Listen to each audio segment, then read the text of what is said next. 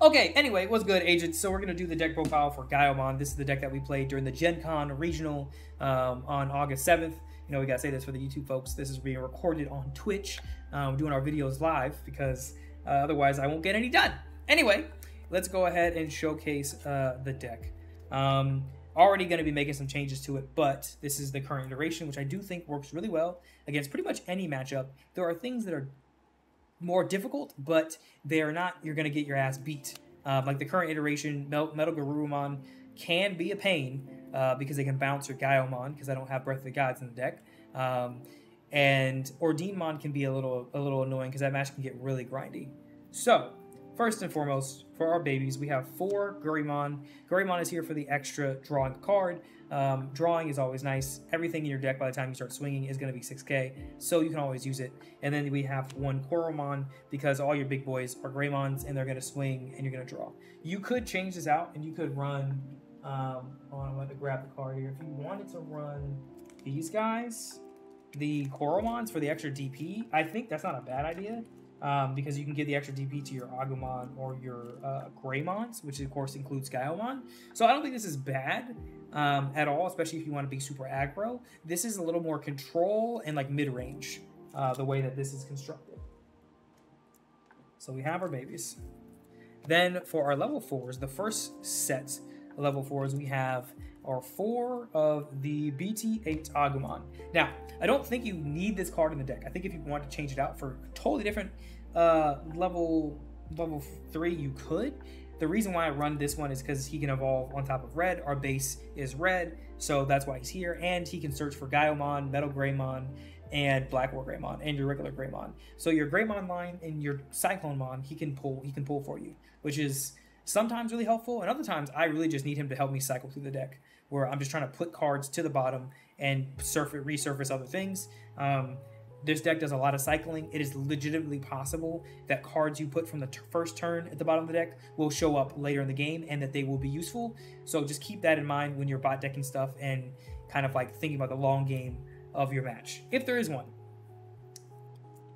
Next, we have 4 of probably one of the best rookies in the deck, Toughram. Toughramon's awesome, simply because he is a, you can Digivolve on top of red or black, and then on all turns, if that Digimon has dual colors, you gain 1k DP, which is great for your Gaiomon. If you have blocker, it's going to have at least 14k. I mean, it can block pretty much every other level 6 that's not boosted in the game, which is awesome.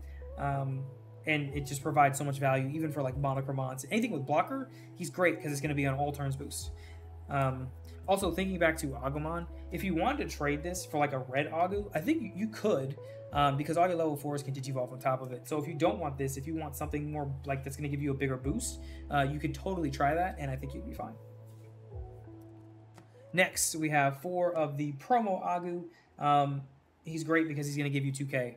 2k DP is always nice on your turn for your Greymon, so your Gaiomon, your BlackWarGreymon, your upper levels of the line are going to get an extra 2k. It is currently 354 for me. Press. All right, now let's talk about level 4s. So in our level 4 stack, the first 2 we have are Monochromon. Blockers, this format I feel like are actually really good and much more worth it than they've ever been, because the whole deck wants to do OTKs, and Monochromon is like, he can save your ass. And he can dodge Flame Hell Scythe if you're using Toughramons. You Digivolve on top of the Toughramon, boom, you're fine. So Monochromon can save you quite a bit.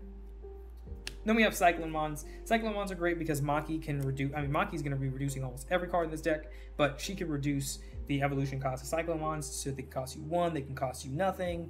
You can search for them with the Agumon, they can pop 2k bodies, which may not seem all that relevant, but sometimes it is if you're playing a Jog-Ressy deck or something to that effect. Then you have Greymon, probably one of the most essential, in my opinion, cards for the deck, at least this version of it, because he's going to give you blocker for your level 5s and up. And blocker, this format, like I said, is really important, especially if you can get it under your Gaiomon, because now you have a reboot blocker swinging for 2 checks every turn that survives at like 13k DP minimum. As you can imagine, that shit is good. Lastly, the best level 4 of the deck, Deltamon. I've been singing the gospel of Deltamon for what feels like forever, and now it is on full front center. Deltamon is awesome. If you didn't know what it does, it's a 3-cost Evo, sure, on top of red or black, but he reduces the digivolution cost of your dual color cards or your composite type Digimon by 2. So you could even go to Nikki Maramon for a reduced cost of 2 if you needed to hard Digivolve him. Also is inheritable. For each one of his colors, you can delete one of your opponent's 3K or less Digimon. That doesn't come up too often, but sometimes it does. But it's not the purpose. His whole purpose is the your turn effect, push him out of raising, and ramp all the way up into Gaiomon or even Omnimon, depending upon your board state. Really, really cool card. So there's that. Level 5s, I think you can adjust as necessary. The level 5s that we have, the first ones, we have 4 Megadramons.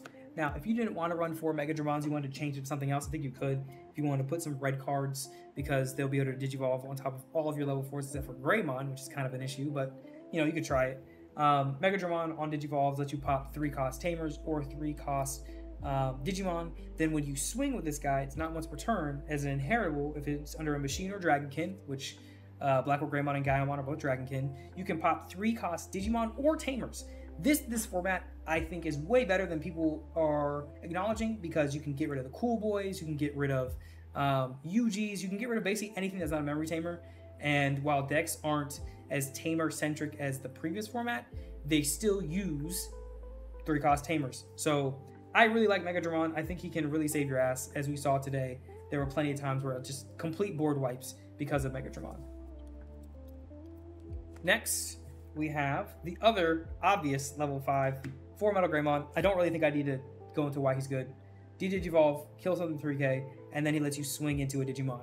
There will be a lot of times where you can go into him, Digivolve for 1, then go right into Gaiomon on top of him, Digivolve again, and swing into a Digimon. Double Digivolve can be super, super game breaking. Then the last level 5 is Nikki Maramon.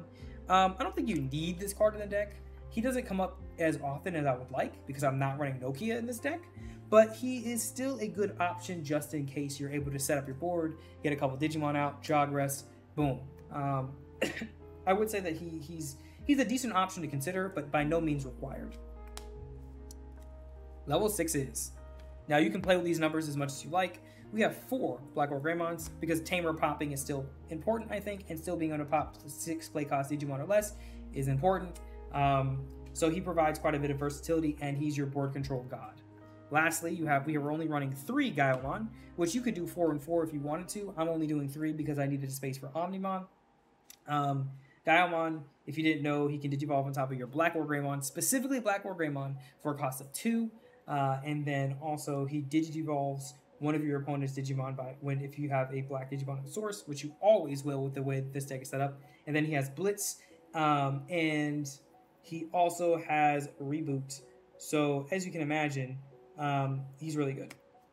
It gets you 2 checks in.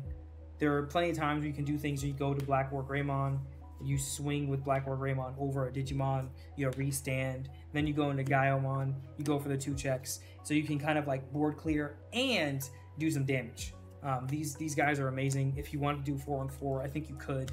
I just realized that Omnimon was pretty useful, which he is right here, for sealing the deal for games, because there are times you can go Black War, get a check-in, use an inheritable to kill a Digimon, then you Digivolve into, or restand, Digivolve into Gaiomon, swing for 2 more checks, now they're down to 0 security, presumably, and then you go into Omni and swing for game. So there are a lot of like different things you can do to kind of build up combos for the deck. And this version of the deck is very control-y and, like, I would say combo-y late game if the games go that long.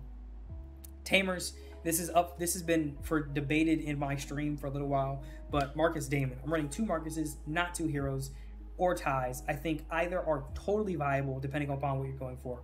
Marcus is beautiful because that extra memory sometimes can literally steal you games. Because this deck is so memory manipulative that, like, being able to gain back 2. So let's say you go, into Gaiomon for 2, suspend Marcus, boom, you pass it back to you. Or if you're at 0, you suspend Marcus, 1 Marcus, and give your opponent 1 instead of 2. There's so many ways to choke your opponent out with Marcus's. That's why I find him more valuable currently than heroes, though I do think a legitimate argument can be made for hero and tie, depending upon what is your playstyle. Are you trying to be super aggro? Are you trying to be a little control, somewhere in the middle? It depends. Then we're running the GOAT tamer of the deck, Maki. Maki is the new Nokia for this version of the deck. I think if you're running a red base entirely, you want to just stick with Nokias. But because of the version I'm running, Maki is perfect. She lets you search out the deck for literally any card in the deck that's not Greymon or like a rookie that's not Toughram. But she basically can hit so many targets, and it's 2 cards every time, assuming there's a Toughram. It is so freaking good and helpful. And then she also reduces the cost by 1 of any black-red or black dual-colored Digimon when you Digivolve. Literally Nokia for black-red cards. Super, super amazing. Lastly, we're talking about options. You can do whatever you want with these 3. These are total flex spots, in my opinion. I have 3 GaiaForce 0. 1, it can be helpful in the mirror to get rid of a blocker or any deck that has a blocker and then just swing for game. 2, if it comes out of security, you just pop a Digimon, so I like it already more than GaiaForce 0, because you can just, or not GaiaForce 0, Dark GaiaForce, because you can just kill anything if it hits security. 3, if you want to run X Antibody in this deck, which you could because of the Gaiomon, this will, its cost will be 6 instead of 8. So you have some options here. I think this is a really good card, but this requires X Antibody as the actual option to be in your source in order for it to be reduced by 2, which I didn't realize until like halfway through the tournament, because there was an instance where it's like, ooh, I could do this, and realize, oh shit, I can't. So you could change these out. I'm probably going to change these for Breath of the Gods, because that seems like it's always good, or a Blazing Storm of Metal to give my Reboot Digimon blocker, so I can give Gaiomon blocker for a turn, even if I don't have the Greymon and Hero, which could be really helpful, and an extra 1k DP. So you have a lot of options here with this deck. But this is the build that we've landed on. I'm going to be making a few changes, so there might be a part 2 to this video going out at, I don't know, at some point in the future. But for my YouTube folks, I appreciate you guys checking in and watching the video. And I will try my best to make more content for YouTube. I feel like I spend all my time on Twitch, so I don't really make as many YouTube videos. Anyway, guys, for those of you guys on YouTube, I will see you in the next video. For those of you guys on Twitch, we might play a couple games if anybody's around. Peace.